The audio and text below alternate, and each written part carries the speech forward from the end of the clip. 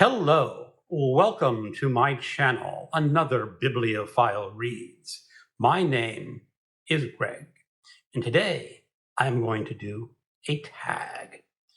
The other day, I saw the Reader Problems tag on MJ's channel, Reading This Life, and I made a comment saying, this is a fun, fast tag, and then she tagged me in the comments after the video was done.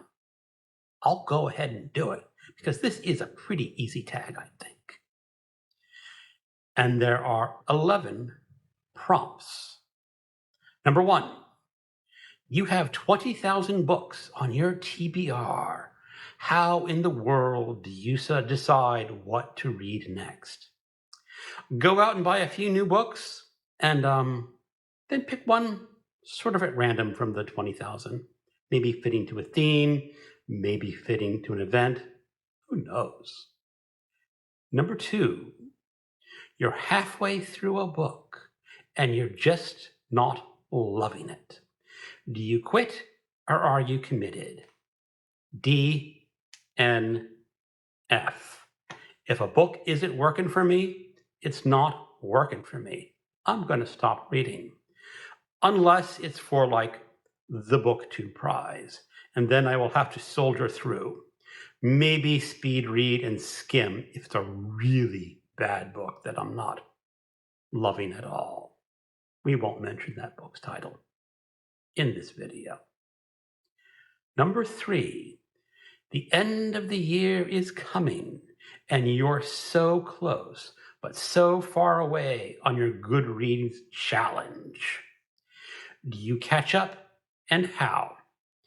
I'm not on Goodreads, so I don't have that challenge, but I do challenge myself to read a certain number of pages every year. So right now, I'm ahead of my page count, so I'm not worried. But if I were on Goodreads and I wanted to catch up to that number of books, I would pick short books because a 100-page book counts as much as a 1,000-page book when you're just counting books.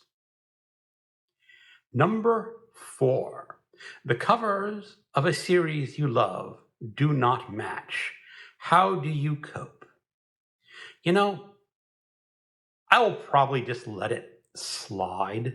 I have a couple old science fiction series, and every now and then one of the covers just does not match the rest. And I have not gone out and bought more to fit the old covers. So my solution to that is, again, let it slide. Number 5, everyone and their mother loves a book you really don't like. Who do you bond with over shared feelings? The people who do not like the book, of course. I could have friends, I could have relatives, and if they don't like a book that I like, well, they just don't like it, or I just don't like theirs.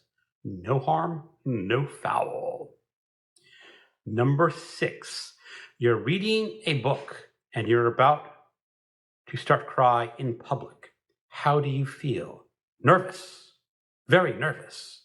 Because if I'm in public and reading a book and I'm about to cry, it means there is tear gas about, and I better get out of that conflict because I have nothing to wash my eyes out with.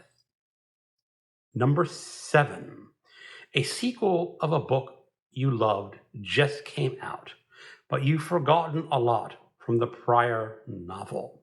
Will you reread the book, skip the sequel, try to find a synopsis on Goodreads, cry in frustration? This is the second question that involved crying.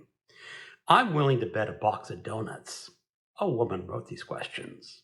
I know, I'm bigoted.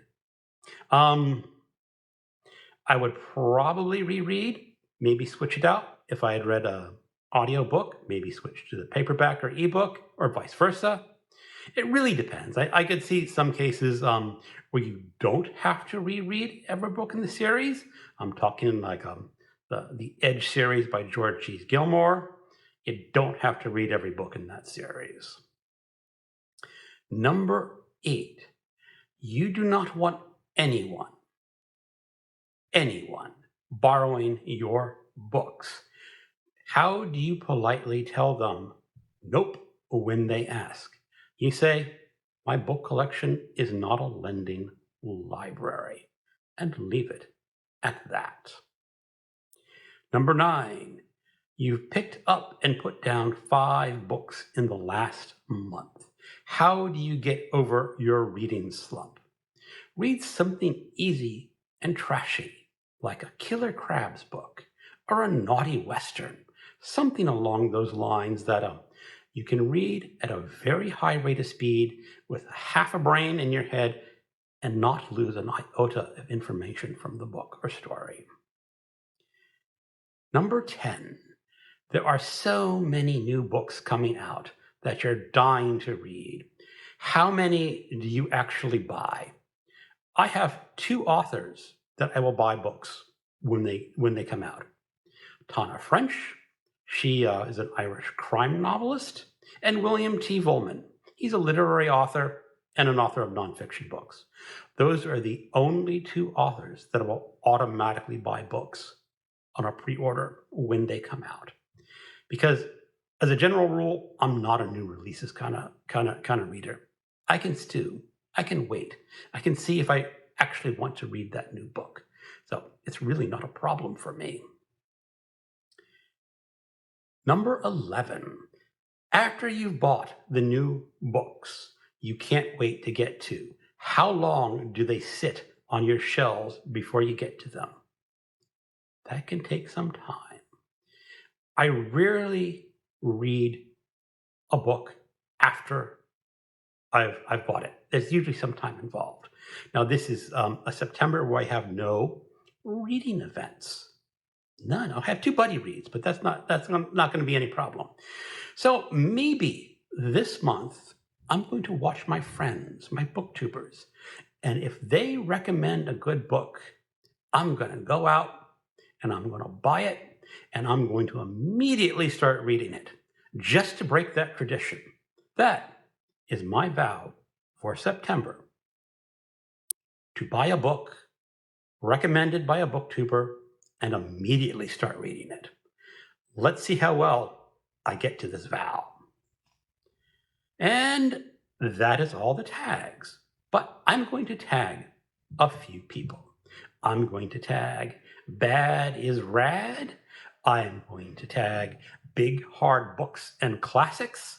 And I am going to tag Nettie. So, thank you for watching and keep on reading.